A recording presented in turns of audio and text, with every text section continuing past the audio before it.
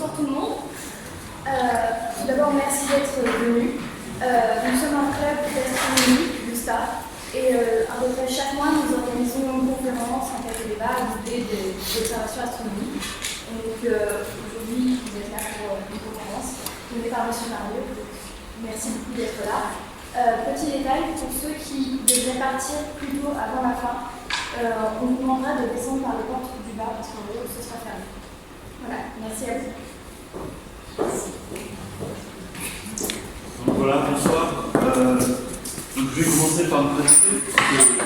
Il y a des étudiants, et donc si vous voulez avoir un modèle d'études, alors il ne faut surtout pas me prendre comme exemple, parce que je viens de finir ma thèse, je suis assez âgé, donc juste, il faut à un moment juste avoir foi en soi, et surtout, moi j'ai pris mon temps dans mes études, donc il faut arrêter avec ces côtés linéaires et tout ça. Le but, c'est d'arriver là où vous voulez aller dans vos études. Donc moi j'ai commencé petit, prof, ensuite j'ai passé mon agrégation, ensuite j'ai essayé de reprendre mes études parce que j'adore les sciences. Et là je suis revenu à la faculté de Tours, j'ai passé mon M2. Okay. À l'issue de ce M2, donc j'ai fait le M2 modèle non linéaire, donc là on voit des choses compliquées, en électricité générale, mécanique quantique, etc. Et quoi de faire de belles équations. Et moi ensuite, j'ai voulu continuer sur une thèse, et j'ai pas choisi une thèse théorique, j'ai voulu choisir une thèse plutôt expérimentale. Et il y avait un domaine que j'adorais, c'était les particules et l'astronomie. Donc cette thèse a été choisie parce qu'on va être dans le domaine de l'astroparticule. Et j'ai appelé cette thèse Télescope S, la physique des deux infinis, parce que vous allez étudier, donc, grâce à des particules qui sont subatomiques, donc on va aller dans l'infiniment petit, on va pouvoir étudier des objets qui sont des supernovas, des trous noirs, donc qui sont dans l'infiniment grand. C'est pour ça qu'on appelle ici cette physique de l'astroparticule la physique des deux infinis. Alors, deux petites choses. J'ai eu la chance de réaliser. Ça marche plus ? Si, oui. Donc, j'ai eu la chance de réaliser ma thèse au laboratoire Le Prince Ringuet, qui a été le premier laboratoire, qui est toujours le premier laboratoire qui a été au sein de l'école polytechnique. Et ensuite, j'ai fait partie du CNRS. Et donc, dans la physique, une branche du CNRS qui s'appelle L2P3. Alors, au cours de cette conférence, je vais vous parler de plusieurs choses. Donc, je vous parlais du rayonnement cosmique déjà. Je vais vous parler un petit peu aussi des sources astronomiques que l'on peut observer avec un petit rayonnement cosmique et du principe du télescope S. Alors, première chose, rien qu'en voyant cette photo, vous constatez que vous n'avez pas l'habitude d'un télescope sur cette. Vous me dites que le designer n'a pas été terrible là-dessus. D'accord ? Donc tout simplement, vous allez voir tout de suite, donc là je vous ai pris le plus gros des télescopes qui existent en astronomie gamma. Donc celui-ci fait 28 mètres de diamètre. D'accord ? Et vous voyez, les armatures, là, elles sont assez épaisses. Tout simplement parce que la caméra qui est au bout, elle fait 3 tonnes. Donc j'ai expliqué un petit peu pourquoi il a fallu une caméra de 3 tonnes là-dessus, parce qu'on va arriver sur des événements qui sont ultra rapides. Donc on parle de phase plus caméra. Alors, avant ça, je vous parle un tout petit peu de ce rayonnement cosmique. Alors, il y a une expérience que j'aime bien dans mon lycée où j'enseigne, donc le lycée Descartes, c'est la chambre à brouillard. Alors, la chambre à brouillard, elle est assez intéressante parce que, d'un point de vue historique, c'est Wilson qui l'a mise en place, et il voulait étudier juste la formation des nuages. Et en étudiant la formation des nuages, il a constaté des traces comme ceci. Ça marche pas. Je secoue. Ça marche pas. Donc, vous voyez la grosse trace blanche. Voilà. La grosse trace blanche qui est ici, c'est une particule alpha. Qu'est-ce qu'une particule alpha ? C'est un noyau d'hélium qui a perdu tous ses électrons. Ensuite, vous avez pu constater des petits zigzags comme ça. Voilà. Par exemple, là, ici, c'est très bien. Ça, ce sont des particules bêta-. Et ça, c'est caractéristique des électrons. Particules alpha, particules bêta-, ce sont des particules liées à la radioactivité environnante. C'est-à-dire que là, on a mis la chambre, on est au lycée Descartes, on est à Tours, et vous constatez ça. Et après, il y a une particule qui m'intéresse, je ne sais pas si vous l'avez vu, comme celle-ci, qui est toute droite, ou celle-ci qui est toute droite, qui fait quelque chose de tout fin. qui est un muon. Et cette trace de muon, donc je vais expliquer un petit peu après ce que c'est que ce muon, c'est une particule qui provient de l'espace. Donc la physique, elle est née comme ceci. Alors grâce à... Hop là, je vais essayer. Ensuite, on va passer à Victor S, le nom des télescopes. Et Victor S, il va étudier un petit peu ce rayonnement. La première chose que vous dites, ce rayonnement provient de la Terre. Victor S, alors j'aurais voulu être à la place de Victor S, il prend son petit ballon, il met un petit électroscope. Donc un petit électroscope, c'est quelque chose que vous chargez et donc les branches s'écartent. Et quand il monte avec son petit électroscope dans son ballon, donc il monte jusqu'à 5000 mètres, il constate d'abord que son électroscope se décharge et après il se recharge. Conclusion de cette manipulation, donc il fait plusieurs fois, donc il monte à 5000 mètres, tout ça, tout seul dans son ballon. Et première conclusion, le rayonnement, il y a un rayonnement, mais il ne provient pas nécessairement de la Terre, puisqu'on pensait que le rayonnement provenait du sol. Deuxième chose, c'est que ce rayonnement, il provient de l'espace. Donc Victor S, le premier, a mis en évidence le rayonnement cosmique. Si c'est un rayonnement qui provient de l'espace, il a eu un prix Nobel pour ça. D'accord ? D'où le nom des télescopes aussi qui s'appelle S. Ensuite, on continue avec la chambre à brouillard. Et cette chambre à brouillard, elle est assez intéressante puisque là aussi, j'aurais voulu faire cette photo puisque ça m'a gagné au moins actuellement 1 million d'euros, puisque ça donnait plus de lieu à un prix Nobel. Et donc, grâce à la chambre à brouillard, donc il y a une chambre à brouillard au milieu, et là autour, on va créer un champ magnétique, ce qui va permettre de séparer les particules plus des particules moins. Et ce que vous constatez, c'est des particules, là il y a une plaque de plomb, là c'est deux particules qui ont à peu près, donc, qui vont effectuer à peu près le même rayon. Et ces deux particules qui effectuent le même rayon, ça veut dire qu'elles ont la même masse, mais si elles partent dans le sens opposé, elles n'ont pas la même charge. Donc cette photo-là, qu'est-ce qu'elle met en évidence? L'électron et l'antiparticule de l'électron, le positif. Donc, c'est pareil sur une chambre à brouillard, à partir de la ligne, etc. Alors, ensuite, on va continuer encore, donc je fais mélange à la fois les particules et l'astronomie.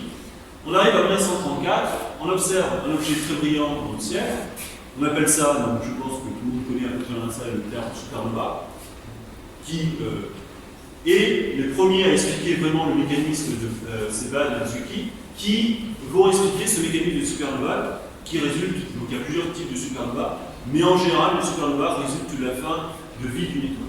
D'accord ? Ensuite, le muon que je vous ai montré sur la chambre à brouillard a été trouvé par Anderson et dans son laboratoire, toujours pareil, à 4300 mètres d'altitude. Donc en gros, à l'époque, si vous voulez faire la physique des particules, il fallait une montagne, monter très loin en altitude, bon, avoir un peu froid, je pense, et attendre tout simplement qu'une particule arrive. Okay, si vous êtes chanceux, vous avez la particule, vous êtes une nouvelle, sinon il faut attendre encore un petit peu. Alors là ici, sur le modèle standard, un peu plus, si ça y est. Alors ici, je vous présente juste un petit peu le modèle standard. Donc en gros, le modèle standard va expliquer un petit peu les particules qui nous environnent. Les premières, donc en gros, de quoi est constituée la matière. Donc il va y avoir des quarks, le up et le down. Le up et le down sont des constituants, entre autres, du proton et du neutron. La particule que vous connaissez aussi, l'électron, et le neutrino. Après, on va faire comme en chimie. C'est-à-dire que vous prenez cette famille-là, donc le up, il a une charge de plus 2 tiers. Vous prenez la même particule qui s'appelle le char, qui a une charge de plus 2 tiers de E, la charge élémentaire, et il a une masse juste plus élevée. Même propriété, sauf qu'il a une masse plus élevée. Par conséquent, cette deuxième famille, elle n'est pas stable. Vous constatez quoi? Que l'électron, il a deux cousins. Il a le muon, dont je vous ai parlé précédemment. Ce qui veut dire que le muon a tendance à se désintégrer. Et donc, il arrive quand même dans les masses rouges de l'atmosphère et on arrive à le détecter par eux. Et enfin, la particule tau, donc elle a été mise en évidence dans les années 2000. Et donc, pour vous donner une idée, l'expérience tau, donc c'était aux États-Unis, ils ont détecté 4. Ensuite, toutes les particules là sont des particules médiatrices des forces. Exemple, le photon, c'est la particule médiatrice de la force électromagnétique. Okay, je sais que je vais en perdre un petit peu là-dessus. Donc il y a le muon qui va lier les quarks. Et enfin, la particule de masse, qui est le boson d'Higgs. Les neutrinos, donc ce sont des particules aussi, donc pareil. Jusqu'à présent, vous connaissez l'astronomie avec les photons, vous étudiez les photons. Depuis quelques années, se développe un autre type d'astronomie, notamment une astronomie qui est basée sur le pôle sud, à l'Antarctique, qui est l'astronomie des neutrinos, et qui peut présenter certaines propriétés que les photons ont pas. Donc, on utilise le photon comme particule messagère des étoiles, mais on peut utiliser d'autres particules qui peuvent être intéressantes pour étudier les étoiles. On continue un petit peu avec mon historique. Alors, Pierre Auger, vous avez peut-être entendu parler de ce nom. Pierre Auger, c'est un scientifique français. Et Pierre Auger, qu'est-ce qu'il fait? Il est à Paris, il met un détecteur ici de particules, tac, et puis il met un autre détecteur ici, tac. Et il attend, pareil, et qu'est-ce qu'il constate?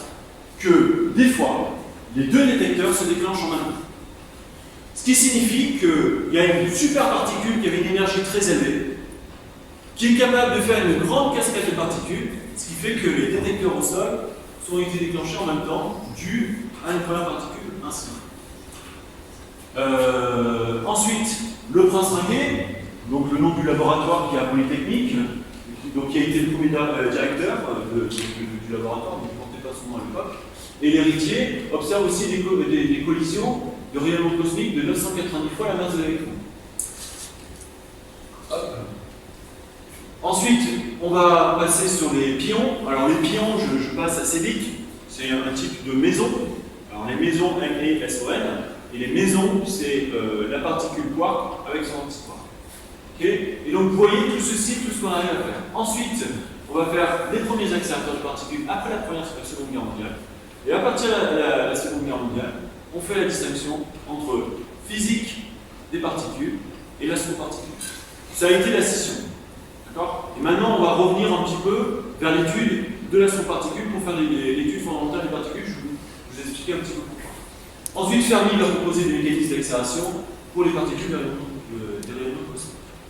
Enfin, juste une petite anecdote aussi sur laquelle je voulais revenir. Donc ça, c'est le pic du Midi dans les Pyrénées.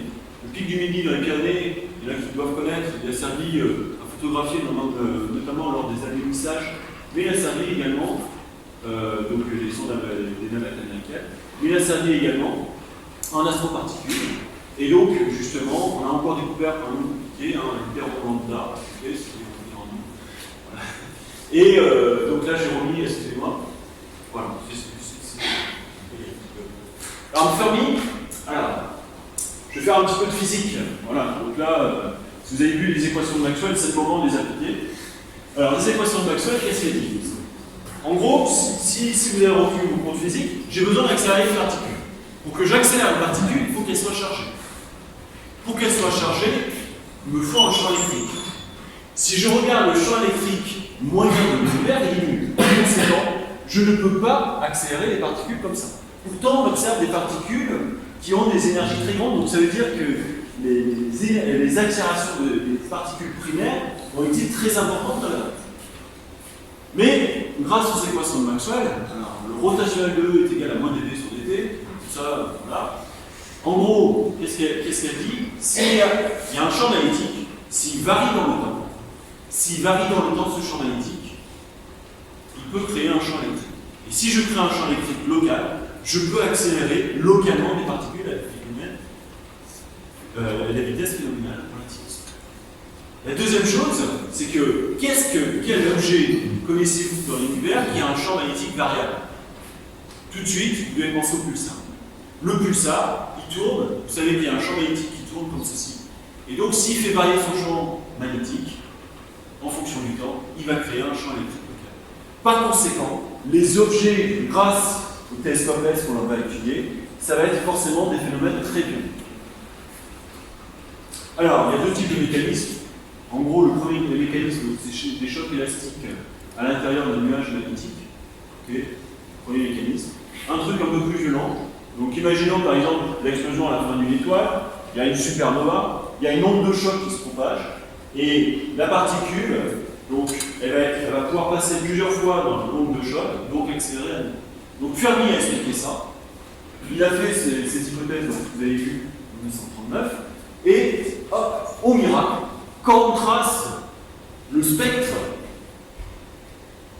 du rayonnement cosmique, on obtient ça. Et ça correspond exactement à la prédiction d'Enrico Fermi.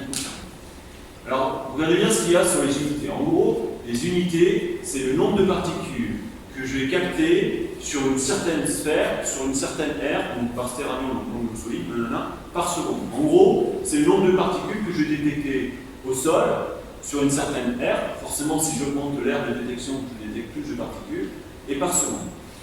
La deuxième chose que j'ai mis ici, c'est l'énergie. Donc c'est une énergie en échelle logarithmique, et vous constatez forcément que plus je descends en énergie, plus je détecte de particules. Et au fur et à mesure que je monte en énergie, je détecte de moins en moins de particules. Alors, première chose, pourquoi le mécanisme d'Enrico Fermi est très intéressant. Si je trace ça en fonction de ça, j'obtiens une droite en échelle 2. Ça veut dire que c'est une nouvelle puissance en échelle normale. Et ça, c'est exactement le mécanisme de Fermi.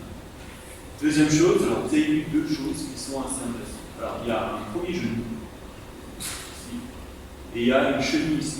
En gros, maintenant, il faut s'imaginer une jambe. Okay. Une fois que vous avez fait ça, on est capable maintenant, grâce à ce spectre, d'expliquer certaines choses qui se passent.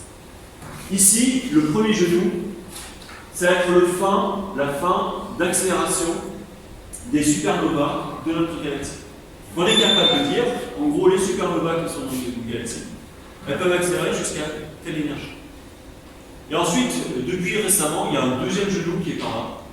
Okay, donc, on avait une jambe au départ, maintenant on a deux genoux, on est un peu cassé notre jambe. Et donc, ce deuxième genou, c'est la fin d'accélération des supernovas dans l'univers. Interprétation intéressante physique. Et la cheville, vous allez me dire, la cheville, c'est encore une transition.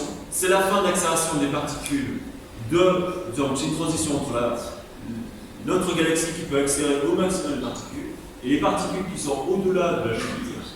Ce sont des particules qui viennent en dehors de notre galaxie, extragalactique. Ensuite, on connaît la composition du rayonnement cosmique. Donc, on va avoir des protons, essentiellement, et des noyaux d'hélium. Mais les protons et les noyaux d'hélium ne vont pas être des bons messagers pour étudier des trous noirs ou des supernovas. Pourquoi? Parce qu'ils sont chargés. Et s'ils sont chargés, il suffit qu'ils rencontrent un champ magnétique pour être détruits. Donc eux, ils se propagent par en ligne droite, donc ils ne sont pas intéressants. Le reste, ça va être des électrons, même problème. Et ce qui constitue moins de 0,1% du rayonnement cosmique, ça va être notamment des rayonnements gamma. Ça va m'intéresser, puisque c'est ce que je vais étudier avec le télescope S. Alors, rayonnement gamma, vous ne savez pas ce que c'est, vous avez le rayonnement visible. Si vous êtes encore plus énergétique, vous avez le rayonnement ultraviolet. Si vous êtes encore plus énergétique, vous avez le rayonnement X. Et si vous voulez mourir, vous avez le rayonnement gamma. Ensuite, vous avez les neutrinos aussi, qui sont des particules neutres. Alors, vous allez me dire, on reçoit plein de particules gamma au-dessus de notre tête, et pourtant, je ne suis pas mort. Comment ça se fait? Deuxième chose, j'ai oublié une petite chose. Pourquoi il est intéressant d'étudier les particules de l'univers? Regardez bien, le plus grand accélérateur sur Terre, il peut accélérer jusque-là. C'est-à-dire que si je veux avoir accès à des événements qui sont au-delà 10 fois, 100 fois, 1000 fois plus énergétiques, il faut que j'étudie maintenant les particules qui viennent de l'univers, car je ne saurais pas produire cette énergie-là sur Terre. Donc, d'où l'intérêt d'étudier à très haute énergie. Alors là, la petite blague, je ne sais pas si vous vous rappelez, quand le CERN a ouvert le LHC à 14 TeV, la petite blague, c'est qu'il y a eu une pétition en ligne pour dire attention, il va y avoir un trou noir quantique qui va absorber la Terre. Alors, les scientifiques ont beaucoup rigolé, puisque si vous regardez bien, on reçoit des particules beaucoup plus énergétiques, et pourtant la Terre n'a pas été absorbée par ce fameux trou noir quantique. Donc, aucune inquiétude là-dessus. C'est bon, vous êtes rassurés. Allez hop, je vous fais un petit peu de voyage. Alors je vous parle un petit peu de la collaboration S. Okay. Donc, première chose, la plupart maintenant des collaborations scientifiques sont internationales. Alors, deuxième chose, la Namibie, je pense que vous ne connaissez pas la Namibie. Donc en gros, vous avez l'Afrique du Sud ici, et la Namibie, c'est génial, c'est ici.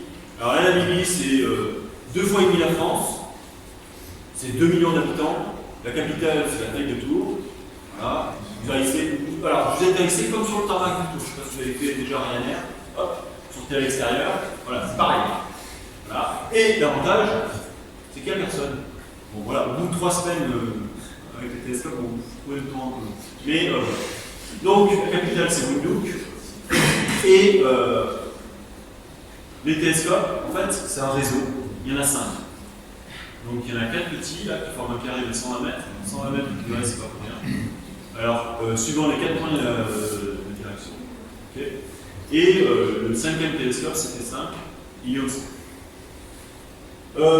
Ensuite, c'est une génération, c'est une collaboration à la base franco-allemande. Donc là, allemand. Après, France.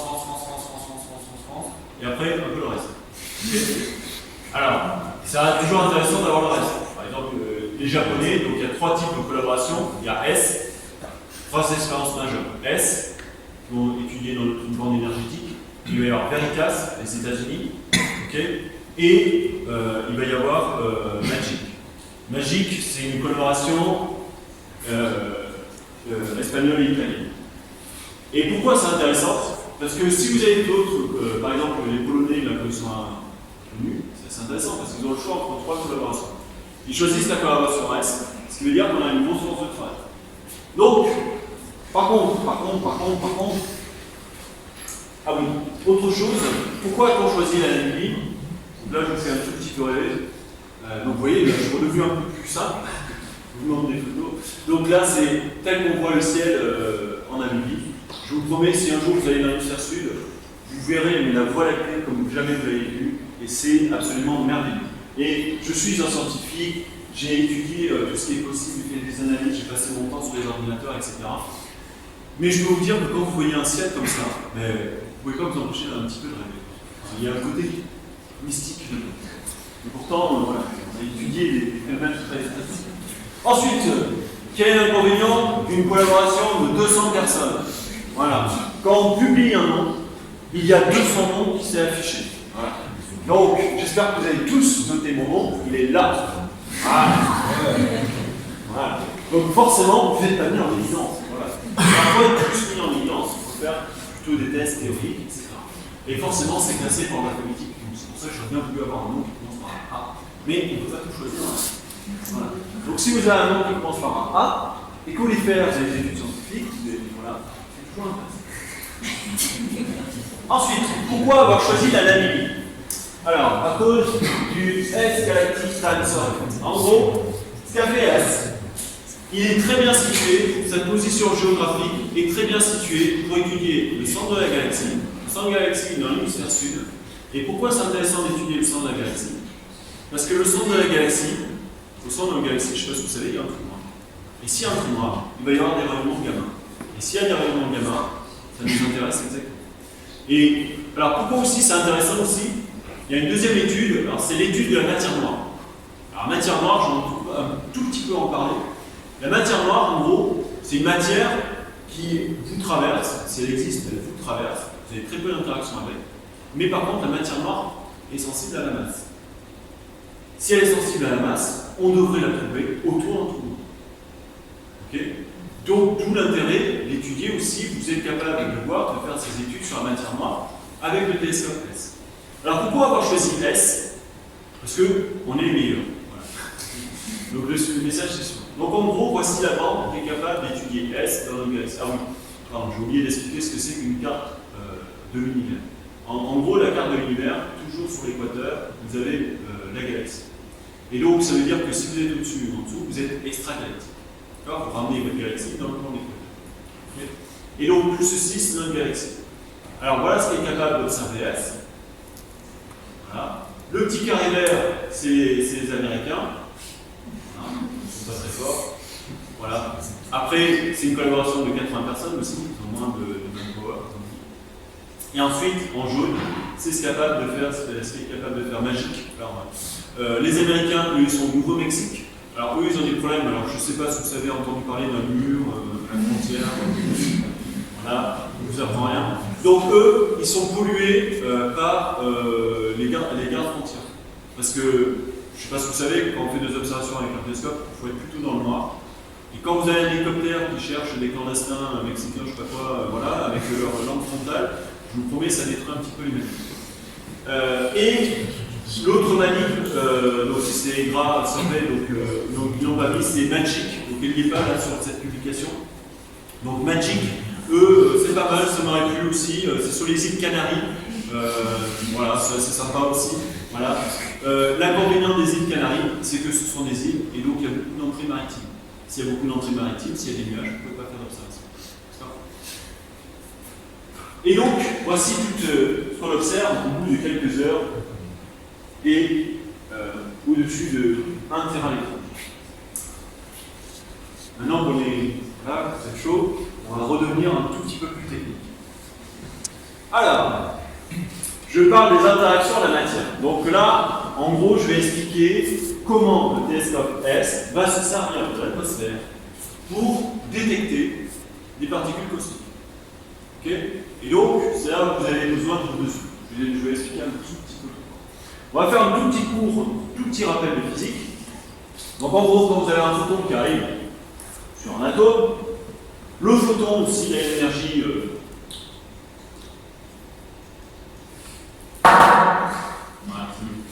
voilà, c'est une énergie un petit peu suffisante, donc il est capable d'éjecter un électron et vous avez ces transitions énergétiques qui vont donner un rayonnement X. Rayonnement X, ça fait même pas peur. Si vous êtes un petit peu plus énergétique, vous avez le domaine l'effet Compton, c'est-à-dire que le photon a une énergie suffisante pour encore éjecter l'électron, mais il reste encore de l'énergie. Et donc ça, c'est assez intéressant parce que vous avez une particule qui est très énergétique, elle éjecte l'électron. Et le photon diffusé est moins énergétique que le photon incident, donc puisqu'une partie de l'énergie restante va redonner le photon. Okay. Mais ça, même pas peur, on va aller encore plus haut. Alors regardez un petit peu les particules qui arrivent dans notre atmosphère. Donc on va passer à l'échelle au-dessus. Carrément, ce sont des particules qui sont tellement énergétiques, 1,02 mètres. Et donc pour une fois, il y a une frontière physique. 1,02 mètres, je vais vous expliquer pourquoi. On a une frontière physique entre le rayonnement X et le rayonnement gamma. Le rayonnement gamma commence à 1,02 MeV. Donc quand le photon arrive, tac, il est capable de générer un électron, une particule et une antiparticule.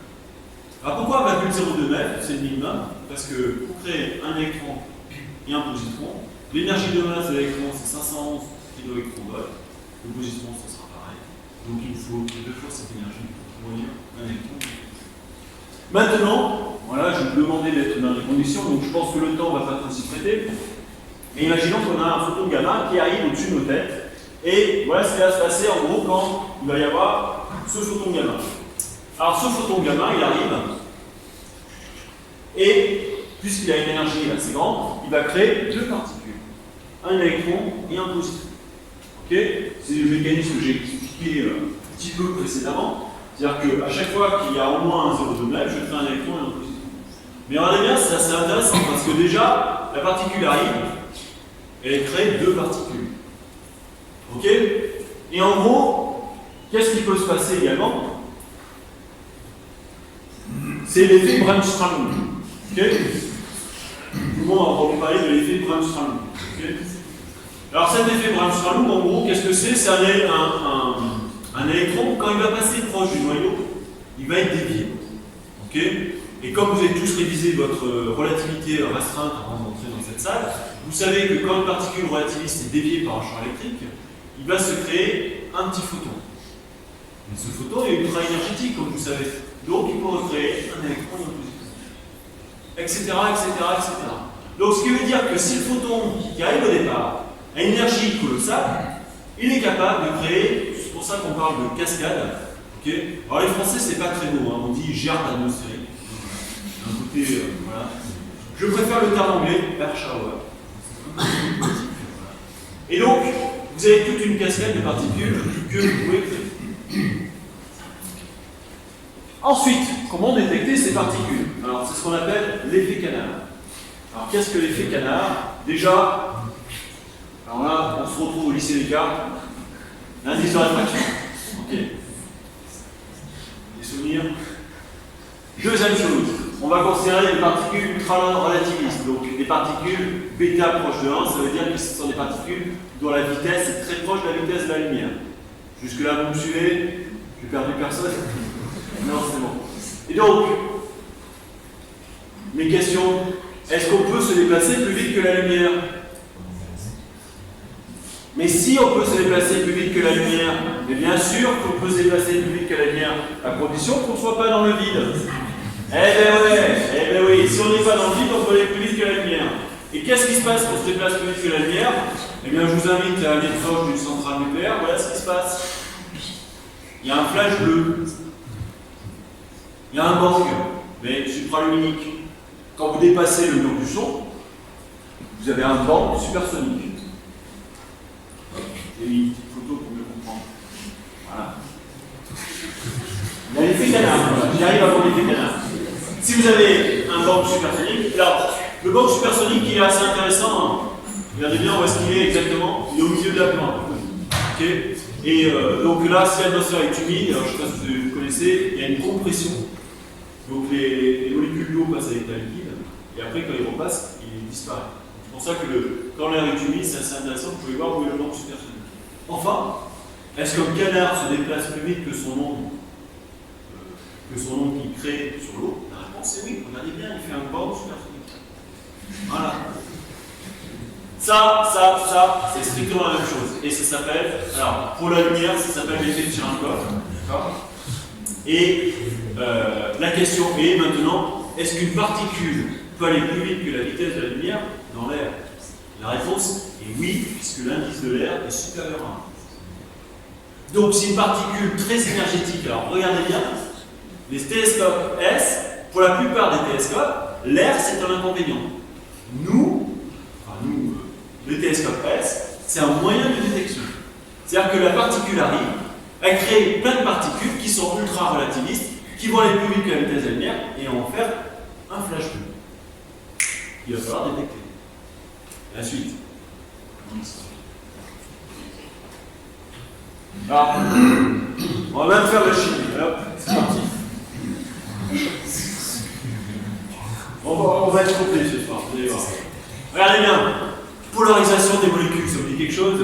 Donc vous êtes dans l'air, vous avez une polarisation des molécules. Donc vous avez les atomes de dioxygène et les atomes de diazote.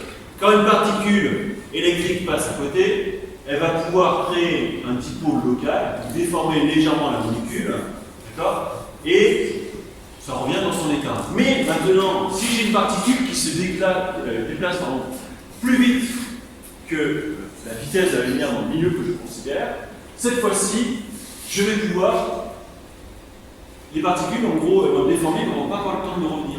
Par conséquent, il y a une accumulation d'énergie, et cette accumulation d'énergie, ça va donner ce fameux flash bleu.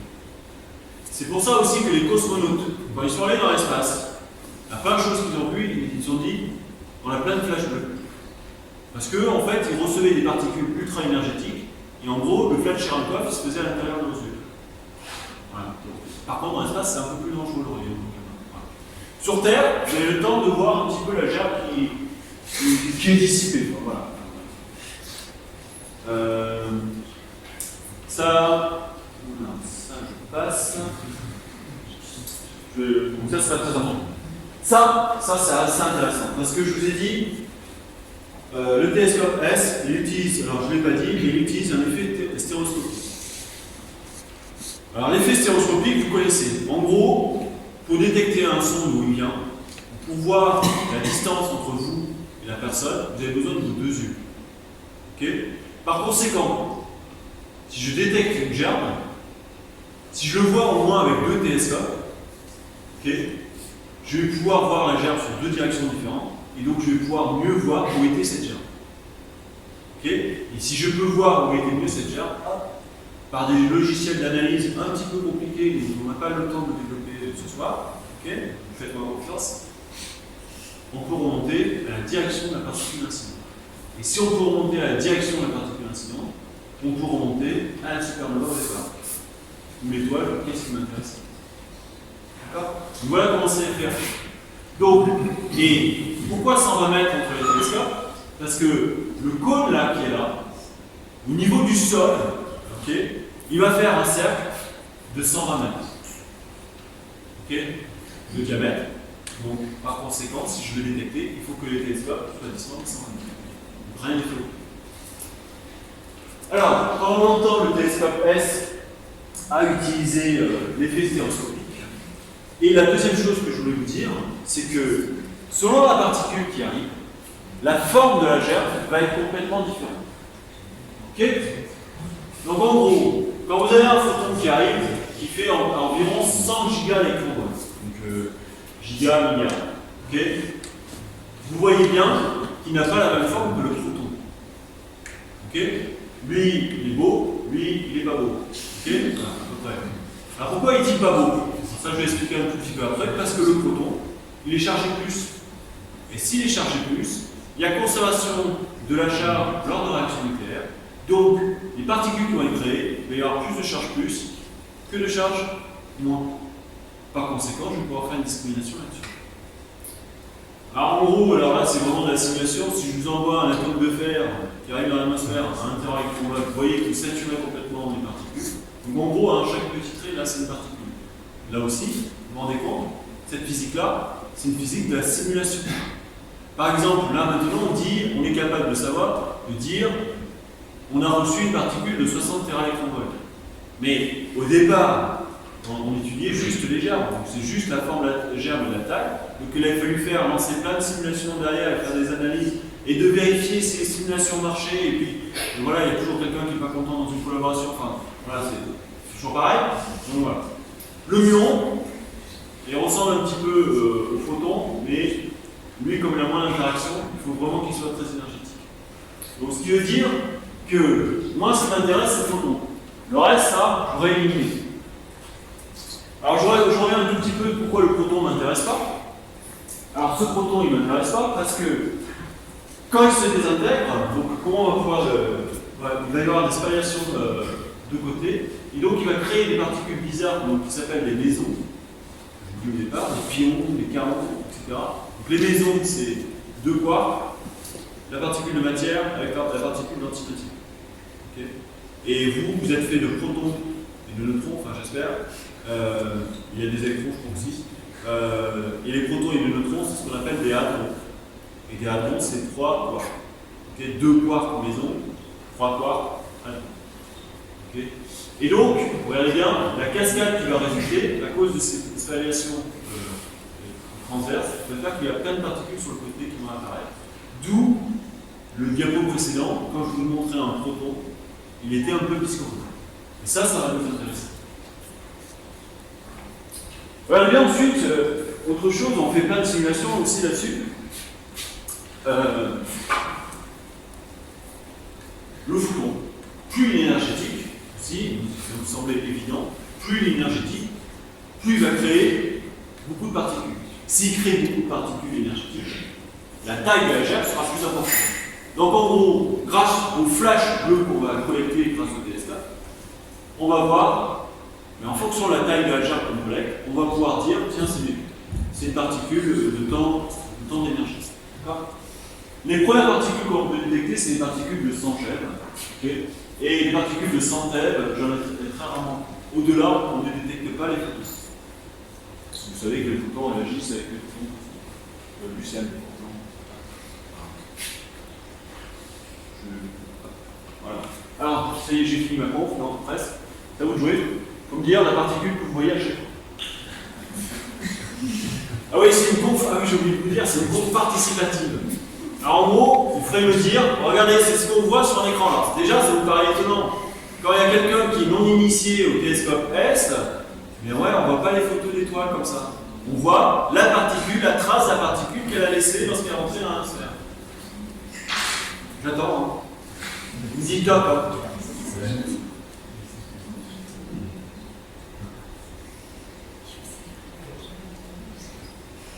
Non, j'attends toujours. On sèche, on passe. Faites attention, je suis prof, je vais vous mettre une note. Hein. Ah, parfait, bien joué. Hop, ça c'est un photon. Alors pourquoi c'est un photon?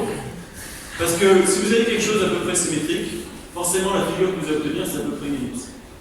Vous avez la particule qui arrive, tac, c'est à peu près une ellipse. Et tout le reste, alors je sais pas si vous avez vu des cercles. Ouais. Alors les cercles, c'est assez étonnant. Alors les cercles, c'est des muons en fait. Attendez, je vous fais un petit retour en arrière, on va remettre l'animation. Vous avez vu le cercle là? Ouais. Alors ça, il va falloir faire un petit peu l'optique. Ok. Alors là, hop. Prof, vous créez.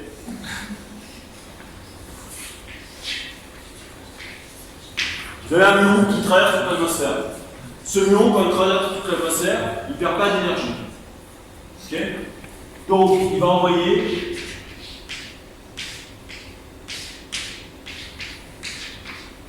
son flash Cherenkov dans un groupe, toujours le même. Rien de bien.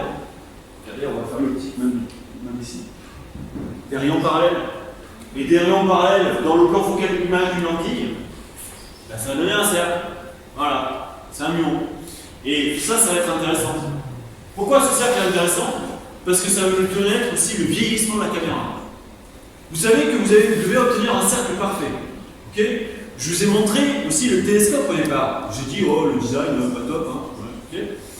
Et s'il y a un cercle et que vous lui manque des pixels, ça veut dire que soit le pixel est endommagé, soit c'est l'ombre du mât.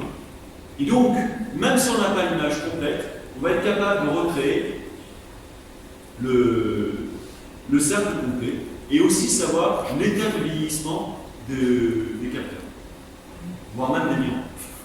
Okay, et donc, on est capable. Voilà, donc là, c'était pas exactement le sujet de ma thèse, j'expliquerai un petit peu. Ensuite, quel est l'intérêt d'avoir un grand télescope?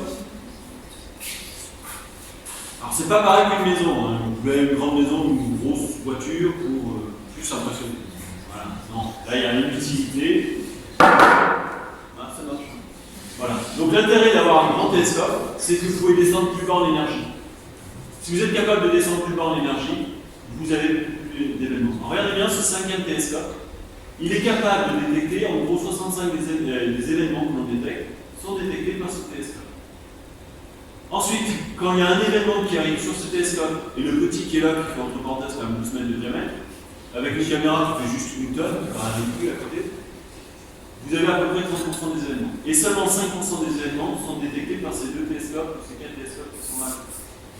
Celui-ci, c'est le plus grand télescope en astronomie gamma au monde, et il restera le plus grand télescope en astronomie gamma au monde. Parce que la génération qui suit après, le télescope qui est là, on ne le fera pas pour eux. Ils seront de taille plus petite. La deuxième chose, je peux vous promettre, en informatique ou en analyse d'événements, c'est très compliqué quand vous n'avez pas le même matériel. D'analyser cet événement-là avec cet événement-là. D'accord? Donc là, juste pour une idée, quand le 5e télescope a commencé, donc 12 mètres, donc en 2012, donc c'est quand même assez récent, il a fallu 3 ans de calibration pour vraiment faire les premières analyses. Et je peux vous dire que ça a discuté dur en ligne. Voilà. Les mots et souvenirs. Ça, je vais passer ces techniques d'analyse. Ça, je vais jouer avec vous un petit peu. Ça, c'est un photon, un proton, un muon. Vous avez le choix.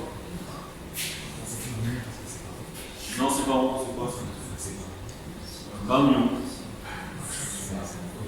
C'est un photon, ouais. Alors vous regardez bien, vous allez voir tout de suite la différence. Un photon, c'est plutôt une ellipse. Et alors là, on a la chance, il est détecté sur les 5 télescopes. Ce qui n'est pas toujours le cas. Et la projection au sol, donc vous avez la projection au sol de la Géante. D'accord. Ça, c'est quoi? Ça, c'est moche. Ah, c'est horrible. Bah oui, c'est le proton, ouais. Si c'est dissymétrique, c'est un proton. Alors là, maintenant, ça me paraît un peu plus évident. Maintenant que je l'ai fait passer. Mais le logiciel d'analyse, il doit être rapide. Le gros télescope, il détecte 1500 événements par seconde. Donc, il trigue. Son taux de déclenchement de la caméra est de 1500 images par seconde. Okay, le flash Cherenkov, il dure 5 nanosecondes. 5 nanosecondes, 5 milliards de nanosecondes. Donc, si vous voulez détecter un flash bleu, il vous faut des caméras rapides. S'il vous faut des caméras rapides, il vous faut l'analyser tout de suite derrière. C'est pour ça que les caméras font 3 tonnes. Parce que, en gros, vous recevez le flash bleu, vous devez tout de suite enregistrer l'événement. Alors là encore, on va faire encore la physique, parce que si je prends la caméra et que je mets un câble, et que je mets derrière mon ordinateur, certes j'avais ma caméra, mais imaginons, j'ai un signal comme ceci, je le transpose, il va s'étaler, et donc j'ai perdu mon information. Donc, ce qui fait la spécificité, et donc c'est là où les Français ont apporté la caméra, ce qui fait la spécificité de ce type de télescope, vous êtes capable d'enregistrer une image en moins de 2 nanosecondes. Et il faut que, après, ça va être opérationnel à nouveau derrière. Ok?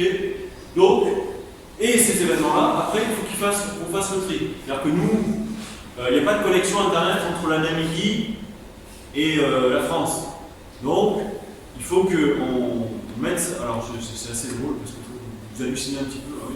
Voilà. Donc, vous mettez ça dans vos bagages, vous passez la frontière avec tout l'enregistrement, etc. Vous suppriez pour ne pas en perdre, parce que bon, transmettre rien. Et après, c'est envoyé dans des centres de calcul qui décortiquent les cassettes. Donc, c'est des cassettes qui font un teraoctet. Qu'est-ce qu'on peut observer avec ça? Pardon, est-ce que vous le voyez là?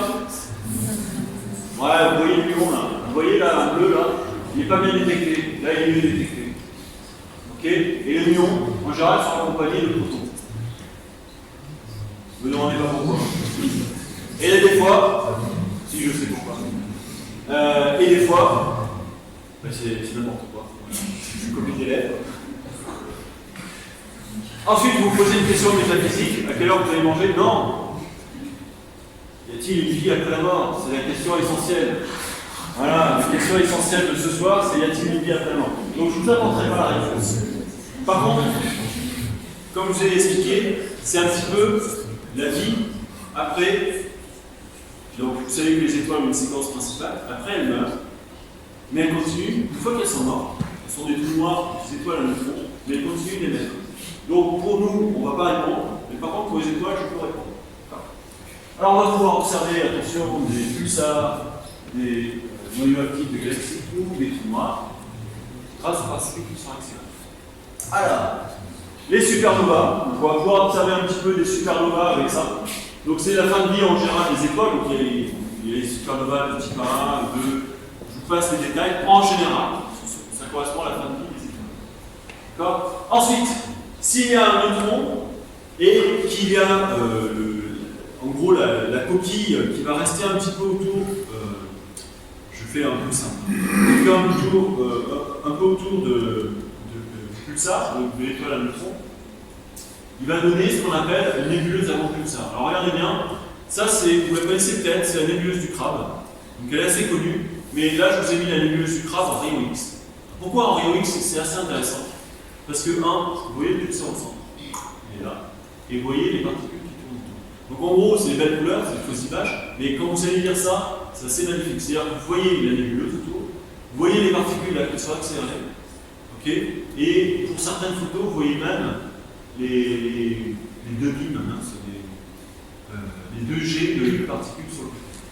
Ensuite, élément très important, ça a été tout le sujet de ma thèse pendant 4 ans, les systèmes linéaires.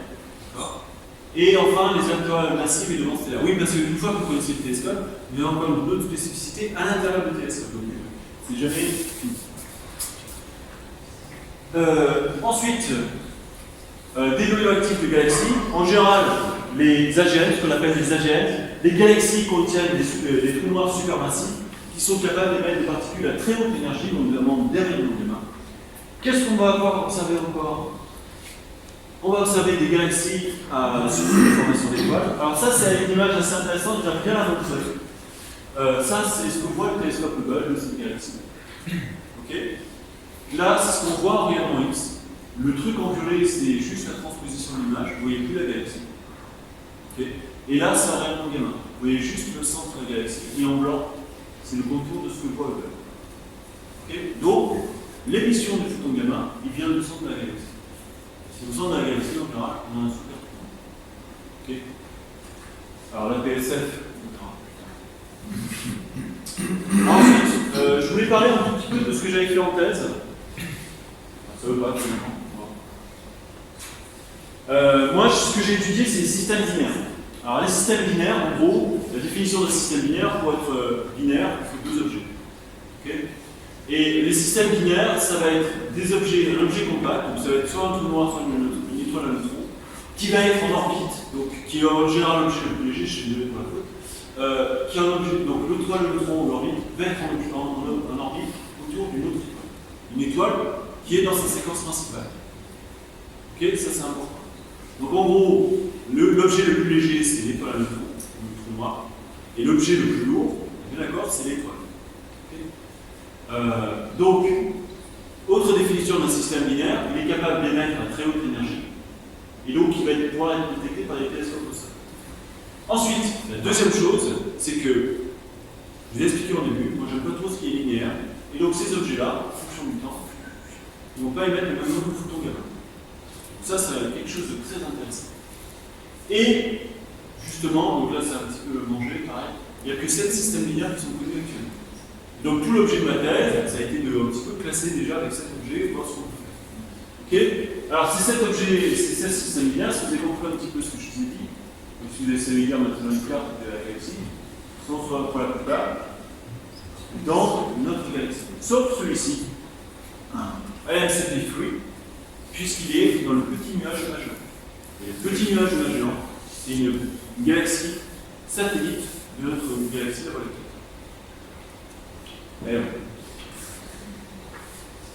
Alors, grâce à ça, on arrive à faire deux scénarios.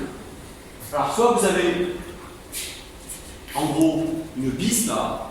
Une B-star, c'est une étoile, donc là je reviens dans le domaine un peu plus visible. En gros, c'est quoi une B-star? C'est une étoile qui est très massive, mais elle tourne très rapidement. Et elle tourne tellement rapidement qu'il y a un disque de matière. Alors, je ne sais pas si vous avez vu tout à l'heure.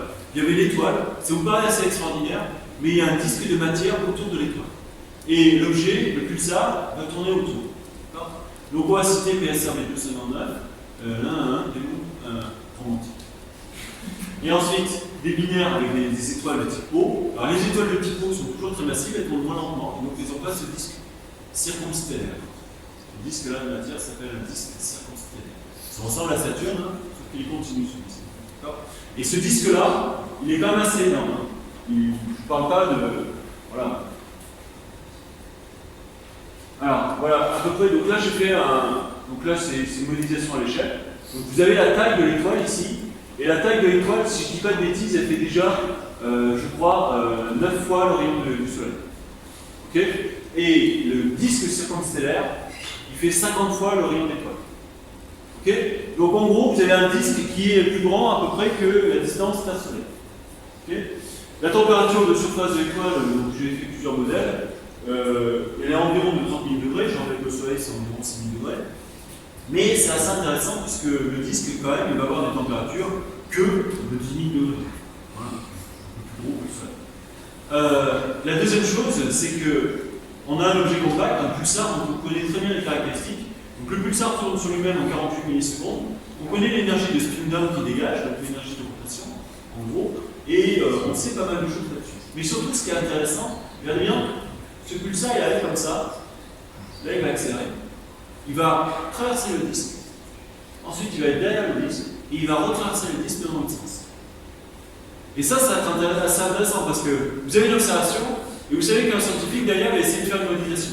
Si je trace le flux, regardez bien, je vais obtenir un premier augmentation de flux quand il va rencontrer beaucoup de matière. Derrière, il va y avoir peu de matière, enfin, il ne va pas être dans les conditions optimales pour. Il va y avoir un phénomène d'absorption de. On va passer. Ok, donc en gros, il ne va pas y avoir beaucoup de photons gamma. Et quand il va retraverser le disque, ça va à nouveau devenir très intéressant, puisque on va avoir un écho en grosso de matière. Et regardez bien, les deux pics qui sont asymétriques. C'est-à-dire qu'en gros, quand il va passer derrière, hop, il va ressortir devant, et donc on s'attend à un flux plus élevé. Okay, donc, PSR 259 était un objet idéal, puisque sa période de rotation, c'est environ 300 minutes. Okay, les autres, c'est un peu moins idéal, puisqu'on a une période de rotation qui est comprise entre 25 ans et 50 ans. Une période de révolution. C'est un peu plus long. Donc, peut-être que on refera la même conf dans 50 ans, je vous donnerai la. Ensuite, les autres systèmes binaires qui m'ont intéressé.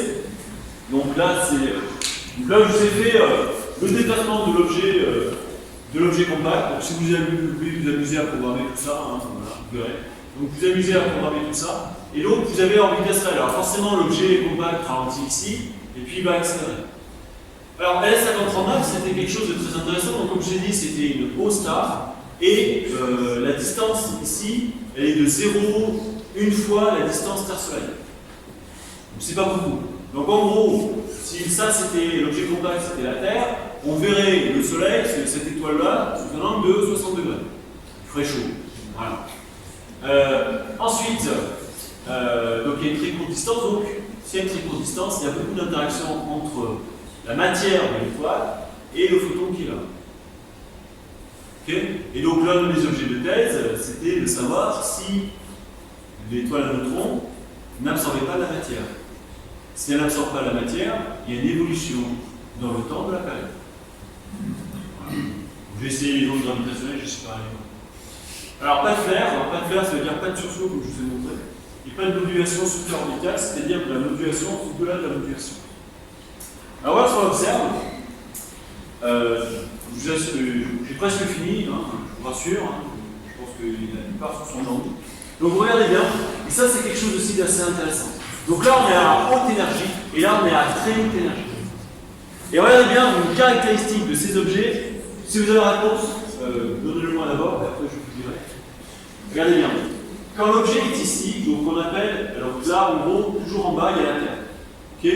Regardez bien les unités que j'ai mis ici, ce sont les unités astronomiques units, donc la distance Terre-Soleil. Donc regardez bien, on est à moins de 0,1 comme je l'avais dit. Donc la Terre elle est en bas, et en astronomie, quand l'objet est compact et entre l'étoile et la Terre, on dit que c'est la conjonction inférieure. Et quand il est derrière, on dit que c'est la conjonction supérieure. Ok. Donc, comme on est observateur, on s'attend à ce que le flux de photons ici ne soit pas le même ici. Ok. Jusque-là, vous me suivez. Donc quand je trace ça en fonction, donc quand on a fait un tour, je dis 1, et donc 2, c'est juste pour dire que voilà, je refais le même signal, puisque je m'attends au même signal. Regardez bien, à haute énergie, donc pour des domaines énergétiques en gros en dessous de 100 G, le maximum d'émission, c'est quand l'objet est derrière. Alors qu'à très haute énergie, quand l'objet est ici, c'est un minimum d'émission. Ok. Et quand l'objet est ici maintenant, donc dans la conjonction inférieure, cette fois-ci à haute énergie, il y a un minimum d'émission. Et à très haute énergie, il y a un maximum d'émission. Donc là, on ne comprend pas. Et là, un scientifique, c'est génial. Et donc, on cherche plein de modèles, on cherche à expliquer ça. D'accord. Donc il y a plusieurs scénarios, donc je n'ai pas le temps de les expliquer. Et donc c'est là où ça devient un petit peu intéressant. Donc voilà, pour vous donner quelque chose d'un peu plus visuel, puisque vous attendez quelque chose d'un peu plus visuel, ça c'est une carte en astronomie gamma. Et cette carte, c'est une carte qui correspond à peu près à 0, une fois, en gros, une carte toutes les 9,4 heures. Et ce que vous voyez, en gros, vous avez votre système binaire, donc la résolution du télescope S n'est pas capable de voir la distance entre l'objet compact et l'étoile, et puis vous voyez qu'un amas là, d'accord. Donc ça c'est la résolution de la caméra, elle n'est pas terrible, mais ce que vous voyez, vous avez quelque chose qui bat comme un cœur. Okay. Comme le flux de photons gamma dépend du temps, d'un seul coup vous allez avoir un flux de photons gamma, et là, peu de flux de photons gamma. Donc vous avez vraiment un cœur régulier qui bat, et qui vous envoie une bouffée de photons gamma plus ou moins. Okay. Il ne s'arrête jamais. Hop, je vous mets une petite vidéo. Voilà, merci.